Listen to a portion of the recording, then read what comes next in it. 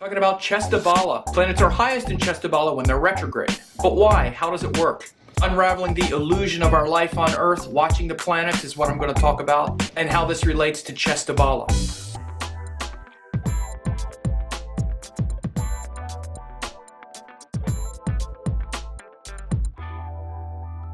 Hey, it's Sam, and today I'm talking about Shad Bala and different components of Shad Bala, particularly Chesta Bala. Chesta Bala is what's called motional strength, which means the speed of the planet. It's actually refers most directly to retrograde, actually. When planets are retrograde, they have very high Chesta Bala. Once they slow down, or they start to slow down, they also get very high Chesta Bala. And you want to see, I've made other videos on Sthana Bala, Dig Bala, and I'm going to be talking about a few others here, but today I'm talking about Chesta Bala and the principle of a planet slowing down and even going retrograde as a function of strength. So it's very interesting. This is a big difference between Vedic and Western astrology. In Western astrology, when a planet is retrograde, it's considered bad. You know, the famous delineation, bad, judge it, it's bad. Can't be good, it's bad. Got to be one or the other. Okay, so in Vedic astrology, though, Chesta Bala is a source of strength. Again, Bala, which means strength. And so let's examine why it's strong. Well, again, these things aren't laid out explicitly in the text. They just give you indications like Shad Bala, where it says it's strong when it's retrograde. It gets the highest Chesta Bala when retrograde. Doesn't say why. We have to interpret why. And I have a few ideas. One of the reasons why could be because when the planet is retrograde, it becomes much more of an introspective energy. It becomes something that we reflect upon, right? Because our life is moving forward, external, and the planet that's retrograde appears to be moving backward from, based on where we are standing. Again, it's not actually moving backwards. And some people say, well, retrograde doesn't really exist because planets never move backwards. That's not the point. We're perceiving everything from where we are standing on Earth. And this principle of Chesta Bala is very important in understanding the nature of the astronomy, the necessary astronomy of astrology, because even though we now understand the way the planets move and that everything is orbiting the sun, including us, and all the planets, the way we perceive the sky astrologically is that everything is orbiting us. It's called the geocentric view.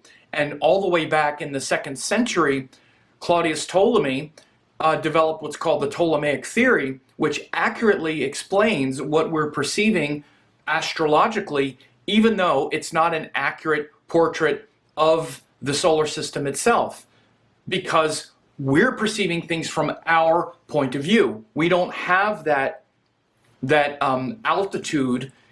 We're not perceiving everything from the sun or from where we're looking down. We're perceiving everything from where we are on Earth. This is why planets appear to go retrograde and obviously forward as well.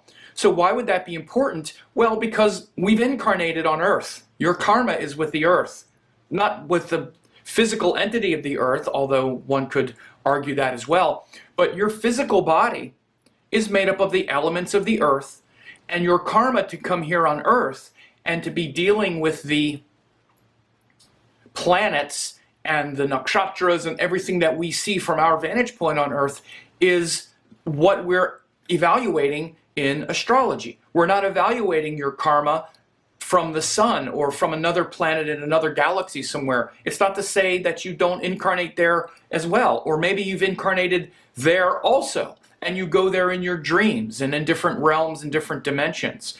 All of that is not only possible, but it's likely, and it's in fact even stated in some sense when we read the text, and we read the text with a sense of openness and understanding, and we start doing a lot of spiritual practices, we understand that we go into many different dimensions. We're a multidimensional being. But Vedic astrology is essentially evaluating the karmas that unfold on Earth. And these are the concrete predictions and things that we talk about.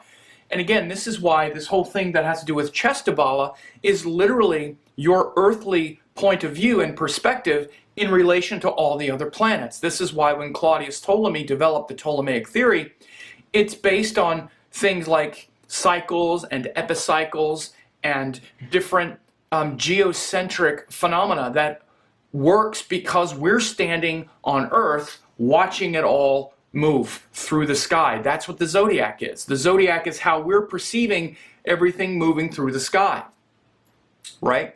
And so that perspective creates the illusion of retrograde, but it's not an illusion for us. It's literally the way the planet is moving. And so again, just like you could say it's the same illusion of when you're in a fast car and you're going 80 miles an hour and you pass a car that's going 60 miles an hour. No, the car going 60 miles an hour isn't going backwards, but relative to what you're seeing when you pass them, they appear to move backwards based on how fast you're going. And relative to what might be happening, they would be slowing you down if you have to like wait for them to get to the same destination or something like that. So this is the explanation that I use for retrograde, because for all intents and purposes, even though that slower car isn't literally moving backwards, again, if they have your hotel key and you can't check into your hotel until they get there, you might get there first, but then you're going to have to wait. You're going to have to wait. You're going to keep checking to see where they are. And this is the phenomena of a retrograde planet. This is the strength of the retrograde planet, as, you know, to use an analogy. It's this kind of energy, right? And so this is why we interpret retrograde planets very specifically and very literally, and they get power when they have Chesta Bala. There's a couple other reasons why, or I'm sorry, they have Chesta Bala, or emotional strength, when they're retrograde, and before they go retrograde. Again, what's called stationary direct or stationary retrograde, which means when the planet slows down in the sky, it also starts to get higher Chesta Bala. Here's one of the main reasons why. Because when the planet has the high Chesta Bala and it's about to go retrograde, it's closer to the Earth. And it's also brighter in the sky. When planets go retrograde, they're closer to the Earth. This phenomena of the speed of the Earth relative to the speed of the other planets is shown by, it becomes an issue when they get closer to the Earth. Because now we're not far enough away to where this phenomena becomes noticeable. For example, let's use the same example of the cars passing each other. You have to be really close to that car to be able to perceive that motion. Let's say you're on a highway here, and 10 miles over, there's someone on a parallel track, and you're going 80 miles an hour, and they're going 60 miles an hour. You're not going to be able to perceive that backward motion because you're too far away, for example. Now, again, this is an example of when the planets get closer, then we really see the difference in the speeds of the planets themselves, and also their proximity to the Earth brings that out. So again, planets have the lowest Chesta Bala when they're the furthest from the Earth, when they're on the other side of the sun. Like when they're behind the sun, they're moving as fast relative to our speed as they ever move. So again, you have to understand everything is our perception and from where we are perceiving them.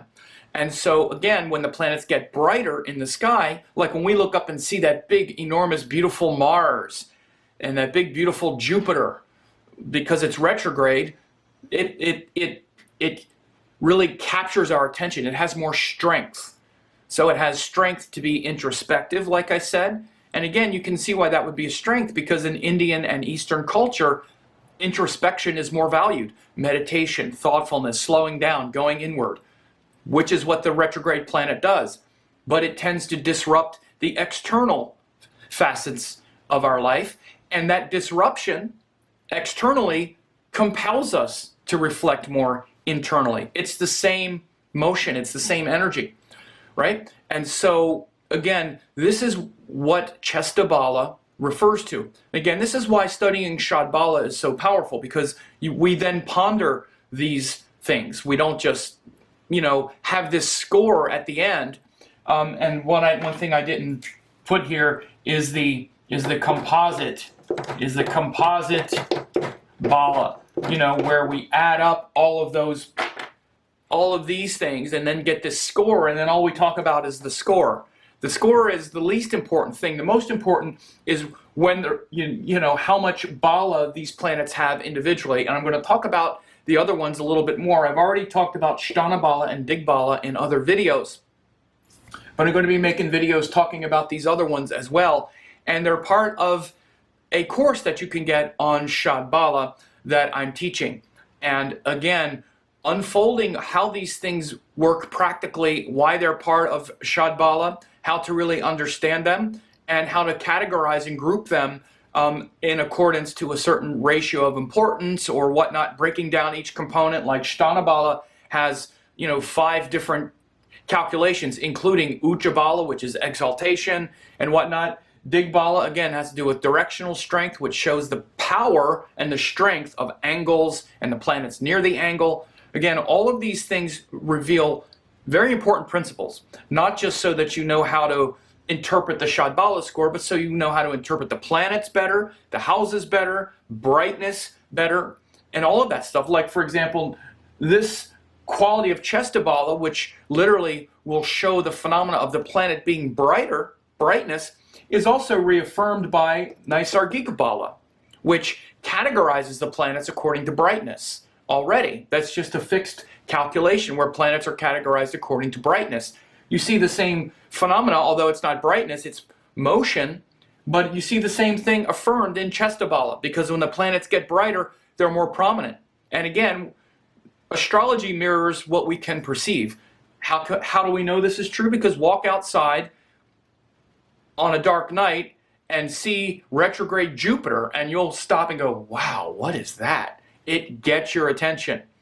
But then interpreting that is what we have to do with the other components of Vedic astrology. But these balas show the strength, the prominence, and I'll be talking more about these other balas here real soon.